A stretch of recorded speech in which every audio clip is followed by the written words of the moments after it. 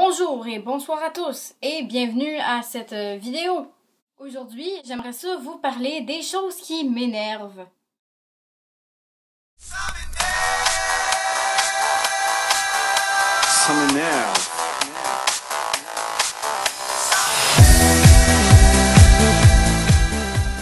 La première chose qui m'énerve, c'est Brick, le magasin qui vend des meubles, parce que j'ai l'impression qu'ils sont toujours en super vente.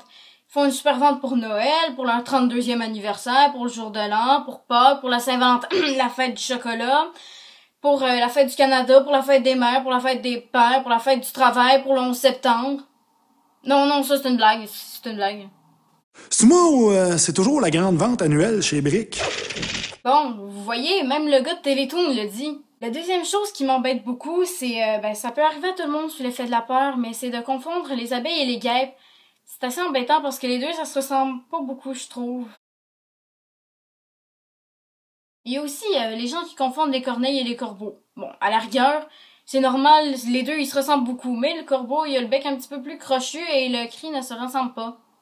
D'ailleurs, quand j'étais petite, moi, je pensais que la corneille, c'est comme la femelle du corbeau, comme la canne avec le canard. La chose après n'est pas nécessairement énervante, à part pour ceux qui comprennent pas. Il s'agit du métro de Montréal, la ligne 3 du métro de Montréal. Bon, les Montréalais qui regardent, vous allez comprendre de quoi je veux parler. Mais sinon, les autres, vous allez vous dire, mais pourquoi est-ce qu'elle me parle du métro de Montréal? Eh bien, le métro de Montréal a 4 lignes. Bien que les lignes soient souvent identifiées par leur couleur, elles ont aussi des numéros. Donc, la première ligne, il s'agit de la ligne verte. J'ai pas grand-chose à dire là-dessus. Donc, on passe à la ligne 2, qui est la ligne orange. C'est la plus grosse des lignes. Elle a 32 stations, dont 3 qui se trouvent sur la rive nord, à savoir Laval. Ensuite vient la ligne 4, la ligne jaune. C'est la plus petite des lignes, cependant. Elle nous permet de nous rendre à la Ronde, genre notre parc d'attractions, et aussi de nous rendre sur la rive sud, Longueuil. Et finalement, on arrive à la dernière des lignes. La ligne la plus récente. La ligne avec le service le plus lent. Je veux parler de la ligne bleue, qui est la ligne de métro numéro 5.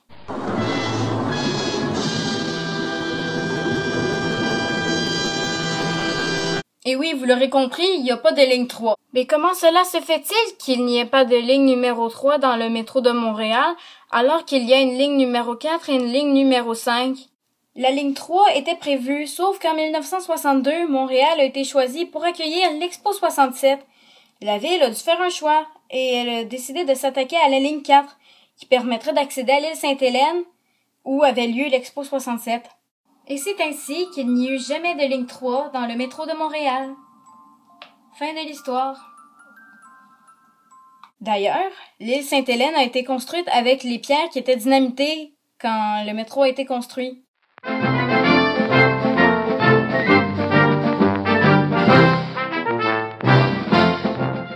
Est-ce que ça vous arrive que les gens se trompent en prononçant votre nom de famille ou votre prénom? Oui, capitaine! Ben, moi, ça m'arrive souvent. Alors, la personne suivante, c'est Constance Felton. Felton. Mon nom de famille, c'est Felton. À la base, Felton est un nom qui vient d'Alsace. Au départ, ça s'écrivait Velten avec un V au début et un EN à la fin.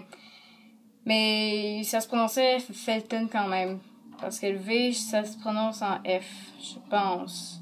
Comment est-ce qu'on en est arrivé à Felton? Eh bien, tout simplement que les curés, eux, ils écrivaient le nom de famille d'un nouveau-né qu'ils baptisaient au son.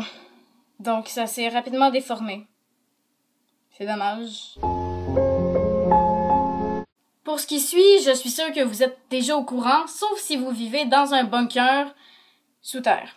Je vous mets dans le contexte. Vous vous rendez au Dollarama le lendemain du jour de l'an pour X raison. Vous entrez et vous remarquez que le magasin au complet presque est rouge de décoration de la Saint-Valentin, fête du chocolat. Vous vous promenez en sandales tranquillement, peinard comme ça, au mois de mai, quand tout à coup, une de vos sandales se brise. Et donc vous allez dans un magasin de chaussures pour en acheter une nouvelle paire. Sauf que quand vous entrez, vous voyez juste des bottes d'hiver. On est au mois de mai, là.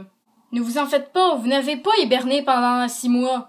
C'est tout simplement parce que les magasins sont rendus juste trop en avance. Et oui, dès que l'Halloween est passé, nous avons déjà les décorations de Noël. Non, en fait, non. Non, c'est au mois de septembre qu'elles sortent les décorations de Noël. Excusez-moi mon erreur. Donc, un conseil, si vous avez peur de casser vos gougounes, c'est au mois de décembre que vous devez aller en acheter d'autres. Et pareil, égarez pas une mitaine au mois de janvier parce que vous en trouverez plus dans les magasins de mitaines. Mais quoi, vous trouvez ça dégueulasse que je fasse ça? Ben là, y a pas de raison. Moi, franchement, ça m'énerve le monde ça dégoûte quand quelqu'un fait un mouvement comme ça. Surtout les filles, qui se mettent à hurler ou à crier « Yark ». C'est quoi l'affaire? Pourquoi est-ce que ça vous dégoûte? La personne n'est pas une extraterrestre? Ben enfin, je pense pas, là. Franchement. Et maintenant, un peu de mythologie. Il y a quelques mois, je me promenais dehors avec mes amis et je sais plus trop c'était quoi le sujet, mais en tout cas, à un moment donné, j'ai dit « Vous saviez que pour vrai, les sirènes dans la mythologie, c'était des créatures mi-femmes, mi-oiseaux? » Et elles m'ont répondu « what the fuck? Non, les sirènes, c'est des créatures mi-femmes, mi-poisson. » Ben non, c'est mi-femme, mi-oiseau. Ben non, ça c'est des harpies. Quoi? Ça prend quand même pas un diplôme universitaire en mythologie grecque pour savoir? Ça, me semble. Je suppose que vous devez connaître l'histoire d'Ulysse. Eh bien, moi je vois des ailes et non pas des queues, mais pourtant, ce sont des sirènes. C'était le moment de mythologie. Est-ce que ça vous arrive parfois de vous sentir compressé dans un espace réduit? Moi, ça m'arrive souvent à l'école, entre mon dossier de chaise et mon bureau. Ce qui arrive souvent, c'est que le gars en avant, il se dit « Tiens, pourquoi est-ce que je me contenterais de mon bureau, hein? Je peux aussi reculer ma chaise. » Donc, il recule sa chaise. Sauf que ça touche mon bureau. Donc, je recule mon bureau, mais il recule sa chaise. Ce qui fait qu'à un moment donné, je peux plus reculer parce qu'il y a un bureau en arrière.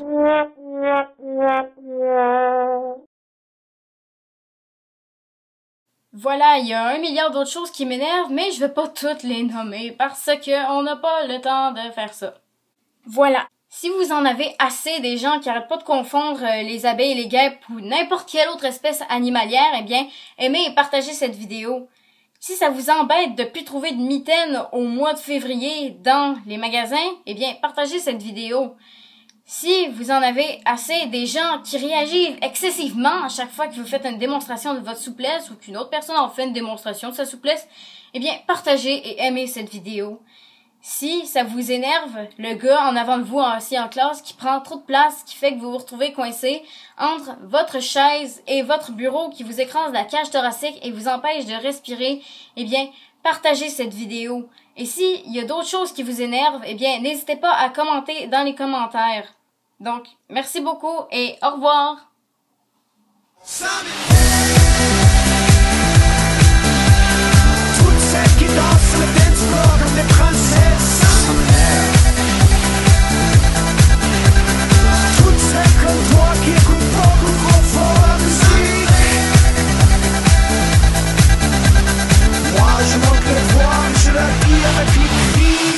Ça m'énerve.